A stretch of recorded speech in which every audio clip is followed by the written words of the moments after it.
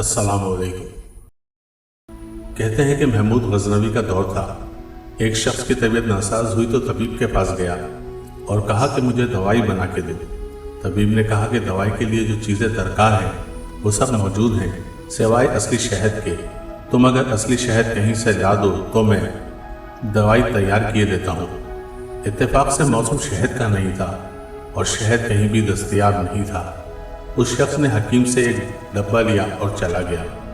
लोगों के दरवाजे खटखटाने लगा मगर हर जगह मायूसी हुई। जब मसला हल ना हुआ तो वो महमूद गजनवी के दरबार में हाजिर हुआ। कहते हैं कि वहाँ अयाज ने दरवाज़ा खोला और दस्तक देने वाले की मुश्किल सुनी। उसने वो छोटी सी डिबिया दी और कहा कि मुझे इसमें शहद चाहिए। अयाज ने कहा, आप तशरीफ़ रखिए, मैं बादशाह से पूछ के बताता हूँ। अयाज डिबिया लेकर बादशाह के सामने हाजिर हुआ और अर्ज़ की कि बादशाह सलामत, एक साइल को शहद की ज़रूरत है। महमूद गजनवी ने वो डिबिया ली और एक तरफ रख दी। अयाज को कहा कि 3 बड़े डिब्बे शहद के उठा के उसको दे दिए जाए। अयाज ने कहा कि हुजूर, उसको तो थोड़ा सा ही शहद चाहिए, आप 3 डिब्बे क्यों दे रहे हैं? बादशाह ने अयाज से कहा, अयाज वो मजदूर आदमी है, उसने अपनी हैसियत के मुताबिक मांगा है। हम बादशाह हैं, हम अपनी हैसियत के मुताबिक देंगे।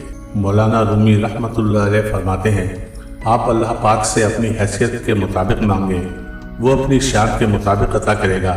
शर्त यह है कि मांगे तो सही। दोस्तों, अगर आपको वीडियोस पसंद आती हैं तो इसे लाइक, शेयर और सब्सक्राइब करें और कमेंट भी ज़रूर करें। बहुत शुक्रिया।